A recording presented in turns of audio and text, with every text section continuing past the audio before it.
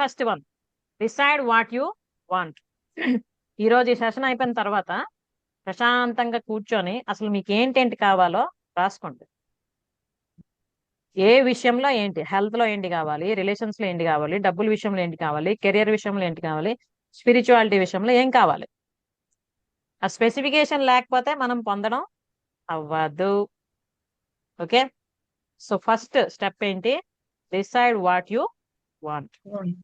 Okay, next వచ్చి focus on your goal.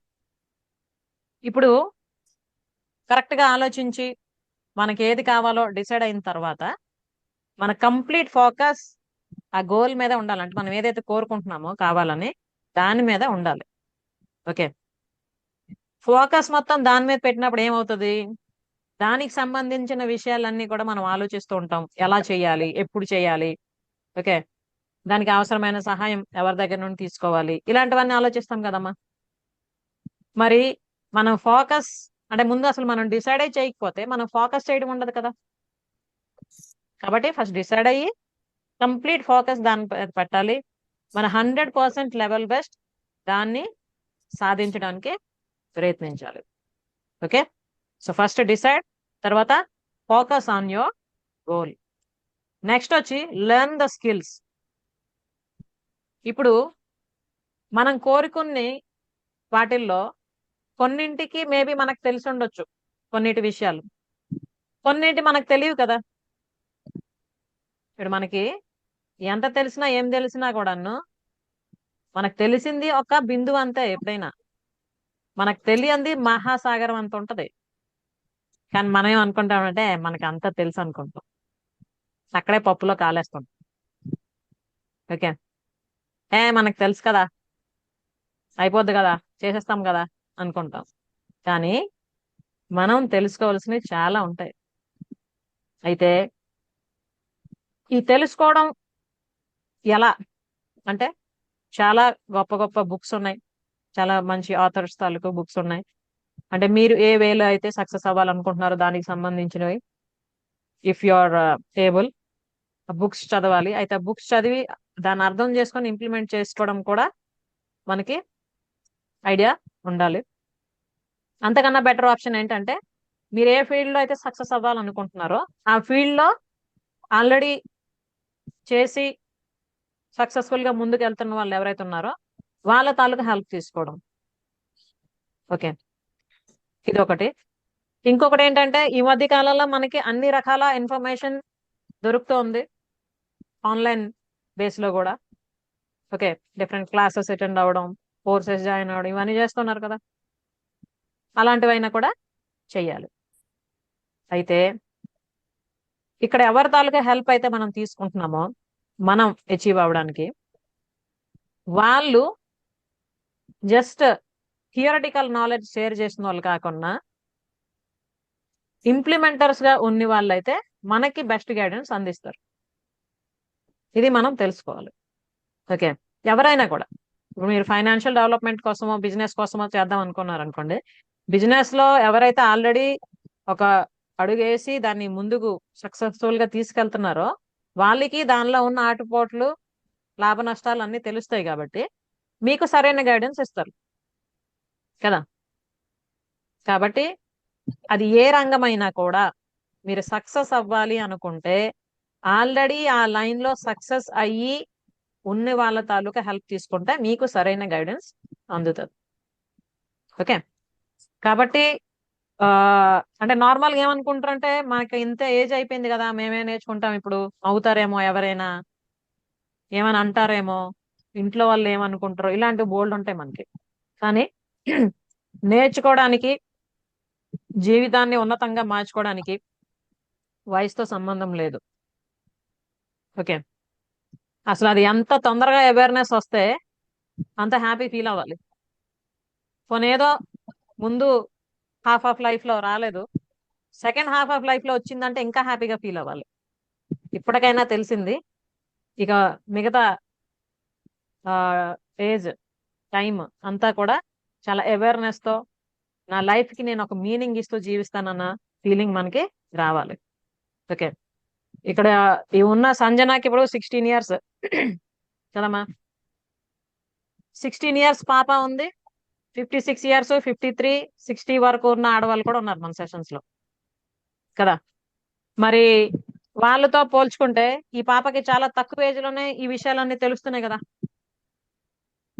మనకి maybe రకరకాల కారణాల వల్ల ఆ వయసులో మనకు తెలియలేదు, ఇప్పుడు మనం తెలుసుకుంటున్నాం. ఇక నుండైనా అవన్నీ కూడా ఇంప్లిమెంట్ చేసుకోవాలనుకోవాలి కదా మనం. సో ఇది అన్నమాట మెయిన్. ముందు మనకి ఏంటి కావాలో డిసైడ్ అవ్వాలి, దాన్ని పొందడానికి అవసరమైన ఫోకస్ అంతా దాని మీద పెట్టి అవసరమైనవన్నీ కూడా ఆలోచించడం, నేర్చుకోవడం చేస్తూ ఉండాలి. అలాగే దాన్ని సాధించడానికి అవసరమైన స్కిల్స్ ఏవైతే ఉన్నాయో అవి నేర్చుకోవడానికి కూడా మనం సిద్ధం అవ్వాలి. ఇలా ఉంటే ఏంటవుద్దంటే you will become an evergreen learner. నేను ఎప్పుడు చెప్తుంటా కదా, I am an evergreen learner. Okay, మీరు కూడా అనండి అందరూ, I am an evergreen I learner. am an evergreen learner. I am okay, an evergreen I am learner. An evergreen learner. Learner. Learning అన్నది it's a continuous process అమ్మా.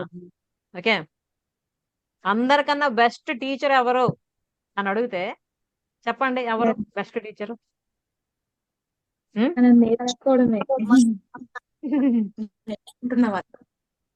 Life. Okay, life it self is the best teacher. మనకి రకరకాల situations మాధ్యమంలో, రకరకాల వ్యక్తుల మాధ్యమంలో మనకి రకరకాల పాఠాలు నేర్పిస్తూనే ఉంటది. కానీ మనం నేర్చుకోవడానికి సిద్ధంగా ఉండాలి. మనకంతా తెలుసు అనుకుంటే ఒకలాగా అనిపిస్తుంది, నేను ప్రతి క్షణం నేర్చుకుంటున్నాను అంటే ఒకలాగా అనిపిస్తుంది. నిత్య విద్యార్థి. ఓకే, ఎంత హాయిగా ఉంటుందో, నాకైతే చాలా ఇష్టం స్కూల్ లైఫ్. ఓకే, అంటే నేను జాబ్ కోసం ఆలోచించినప్పుడు కూడా ఆలోచిస్తుండే అనమాట. వేరే జాబ్స్ ఏవైనా అయితే కంప్లీట్ గా, అంటే మామూలుగా మనం అనుకున్నాం అనుకోండామా, లైఫ్ లో అన్ని స్టేజెస్ కన్నా హ్యాపీయెస్ట్ స్టేజ్ ఏది అంటే మనం ఏం చెప్తాం? స్టూడెంట్ లైఫే కదా. స్టూడెంట్స్ లైఫ్ కదా, స్టూడెంట్ లైఫ్, స్కూల్ లైఫ్ కదా. ఆ తర్వాత ఒక్కొక్కటి ఏవో అన్ని యాడ్ అవుతూ ఉంటాయి. అయితే లైఫ్ లాంగ్ హ్యాపీగా ఉండాలంటే అటువంటి వాతావరణంలోనే ఉండాలి కదా.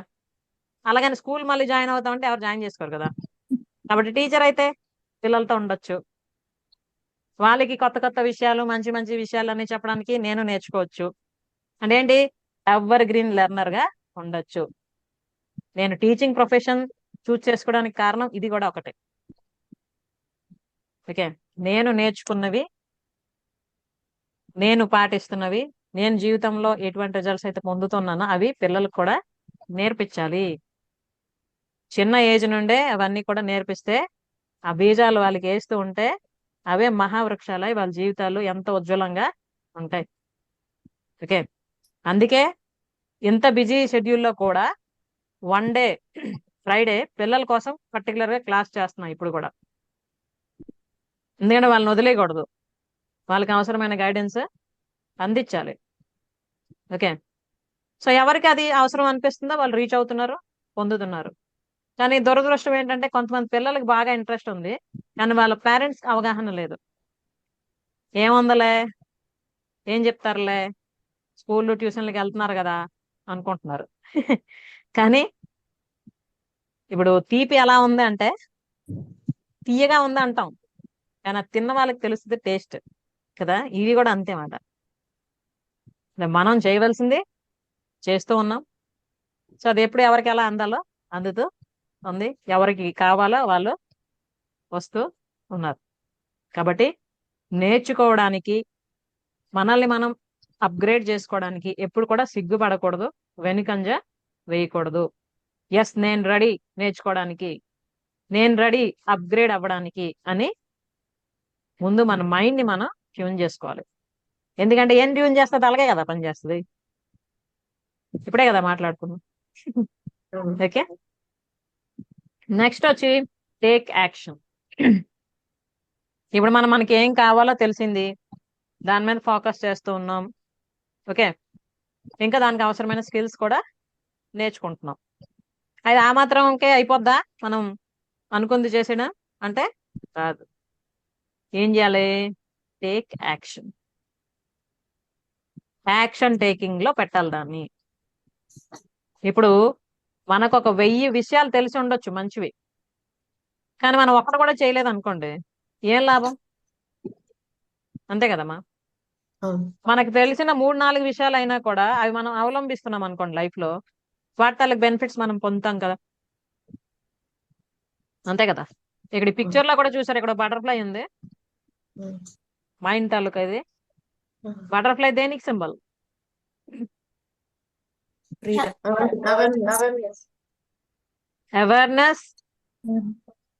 It is Success. The symbol for complete transformation. Um. అవును. క్యాటర్పిల్లర్ అంటే గొంగళ పురుగు నుండి కదమ్మా బటర్ఫ్లై అవుతుంది. అవును. గొంగళ పురుగు చూస్తే మనం అసహ్యించుకుంటాం, మనకి ఎక్కడన్నా తగిలితే దొరదొస్తుంది కదా. అవును.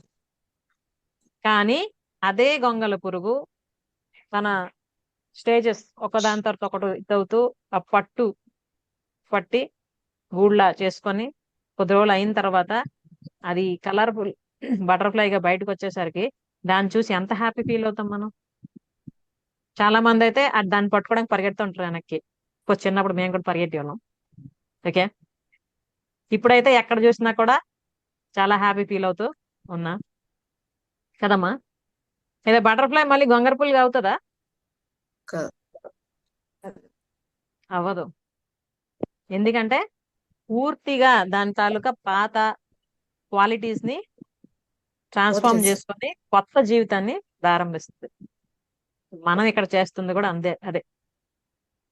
ఓకే, ఇంతవరకు తెలుసో తెలియకో ఏవో పాత ఆలోచనలు, పాత లైఫ్ స్టైల్, పాత హ్యాబిట్స్, ఓకే, పాత వ్యవహారాలు, పాత మాటలు ఏ ఉండేవో వాటన్నింటిని కూడా ఒక్కొక్కటిగా తీసేసి కంప్లీట్ ట్రాన్స్ఫర్మేషన్ ప్రాసెస్ లో ఉన్నాం. అయితే ఇవి ఎన్ని రోజుల్లో అవుతాయి మేడం? 1 రోజా 2 రోజా అంటే చెప్పండి, ఎన్ని రోజులు అవుతాయి?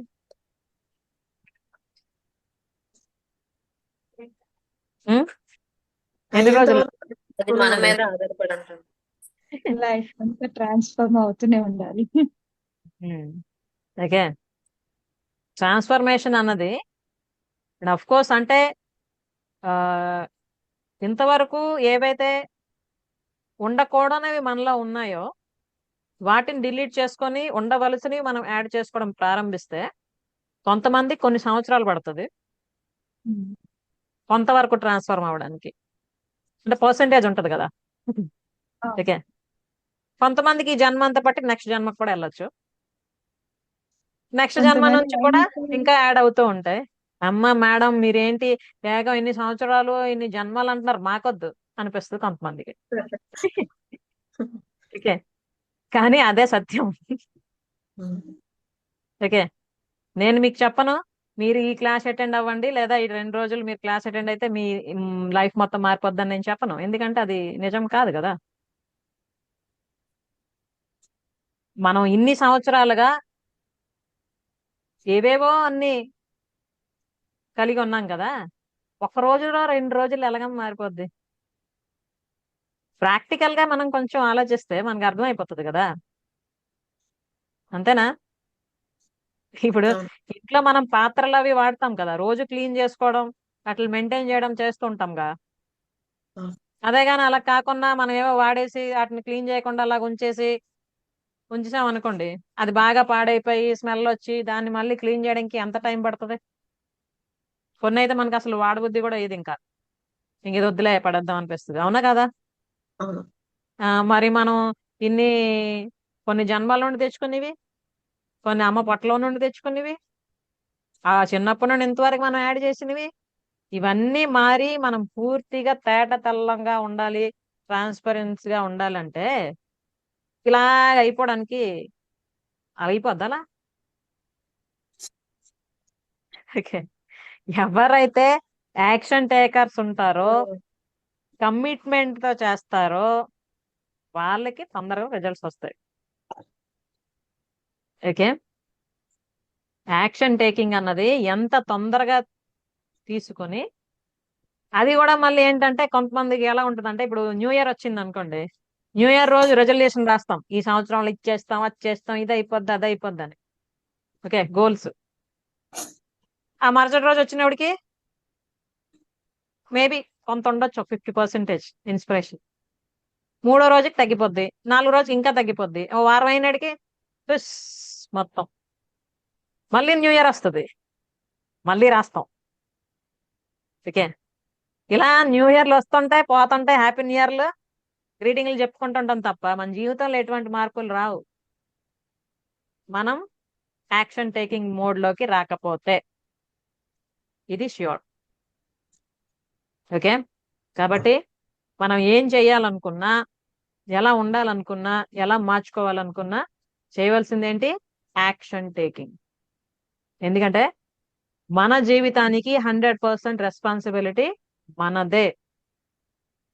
మనం ఏం చేస్తుంటామంటే ఫలానా వాళ్ళు నాకు సపోర్ట్ చేయలేదు, ఫలానా వాళ్ళు నాకు ఇది చేయలేదు, ఫలానా వాళ్ళు వద్దన్నారు, ఓకే నేను అలా చేద్దాం అనుకున్నాను, ఇలా చేద్దాం అనుకున్నాను, కానీ ఇలా దీనివల్ల అవ్వడం లేదు. అంటే ఏంటి? కారణాలు కుప్పలు ఉంటాయి మన దగ్గర సాకులు. చెప్పడానికి, సాకులు. కానీ ఎవరైతే 100% డిసైడ్ అయిపోతారో, ఓకే ఇంతవరకు ఏదో అయింది, ఇకపై మరి అలా వద్దు, ఇకపై ఇలా ఉండాలి అన్న full clarity. First step. Okay, first step మనది ఉంది కదా ఇందులో, డిసైడ్ వాట్ యు వాంట్. అది ఆ క్లారిటీ ఎవరికైతే వస్తుందో అప్పుడు ఒక్కొక్క స్టెప్ గా వచ్చి యాక్షన్ టేకింగ్ లోకి వచ్చి దాన్ని కంటిన్యూ చేయాలి. ఒక రోజులో 2 రోజుల్లో చేసేసి అయిపోయిందిలే చాలా కష్టపడిపోయాను అనుకుంటా అవ్వదు. కొంతమంది ఏం చేస్తారంటే కొద్ది నెలలు కొన్ని కంటిన్యూ చేస్తారు, పెద్దగా రిజల్ట్ కనిపించబోయేసరికి ఎంత చేసినా అవ్వదు అనుకుంటారు. కానీ ఇంకొక అడిగి ముందుకేస్తే సక్సెస్ వాళ్ళ కోసం వెయిట్ చేస్తుంది అన్నది తెలియదు.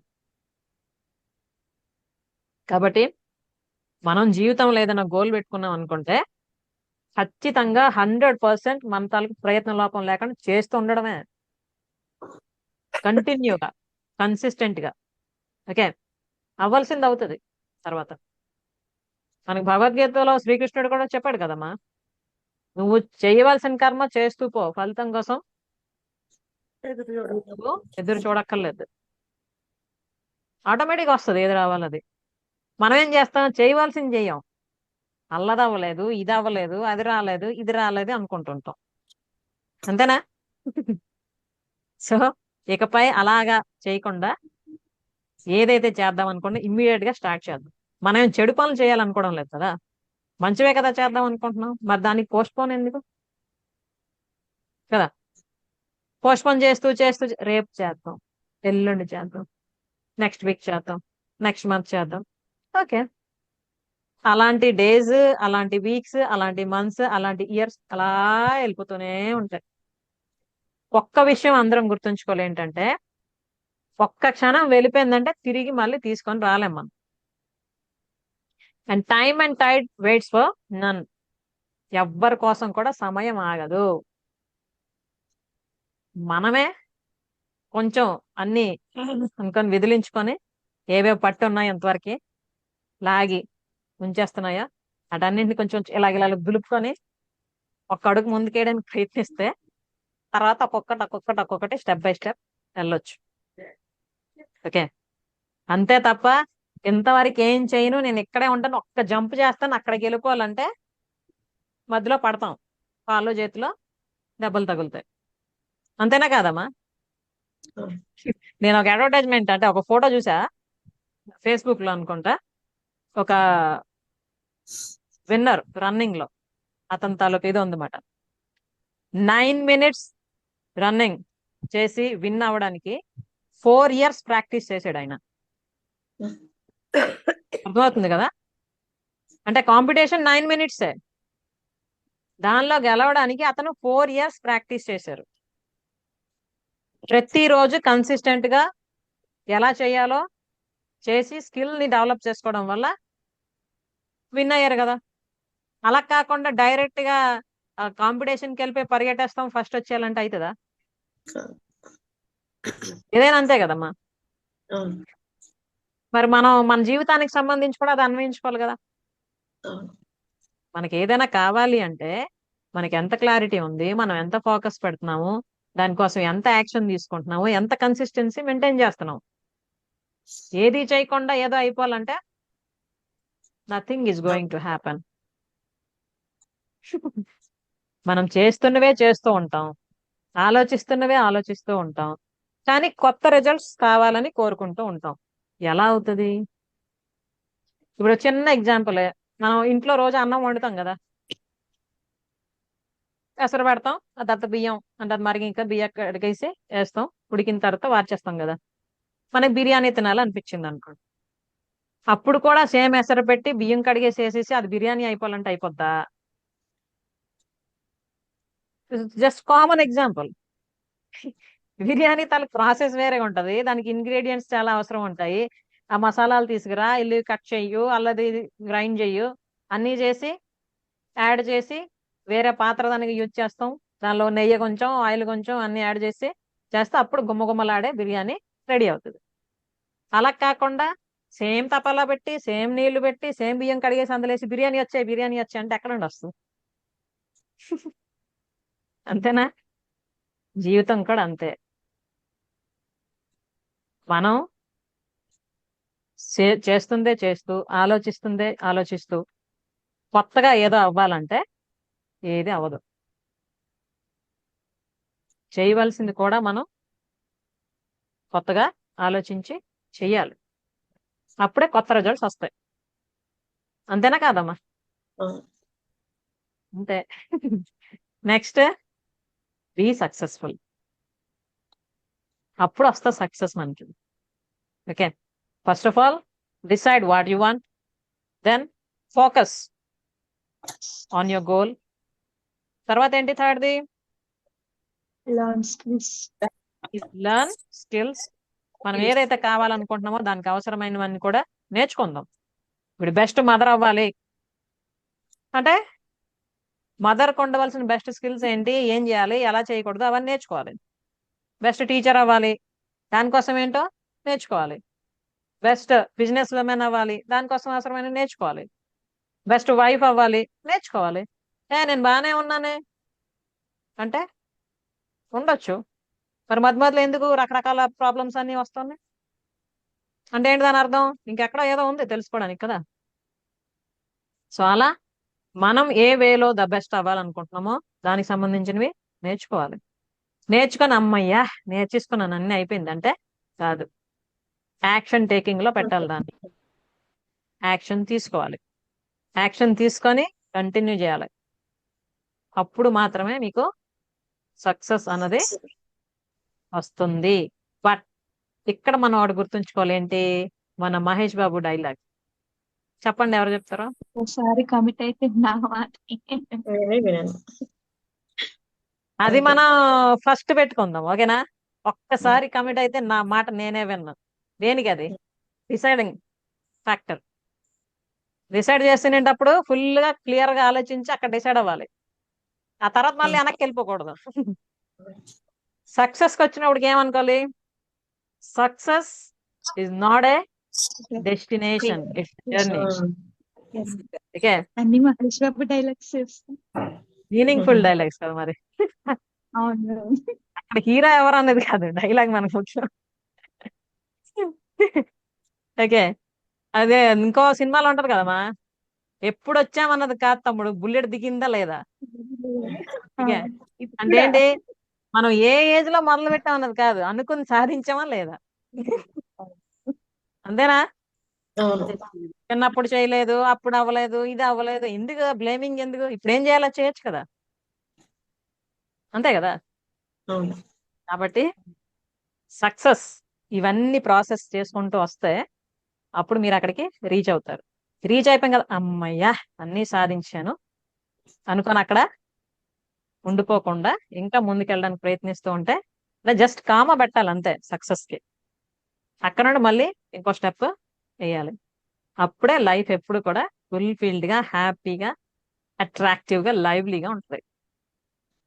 Okay, so these are the 5 different steps.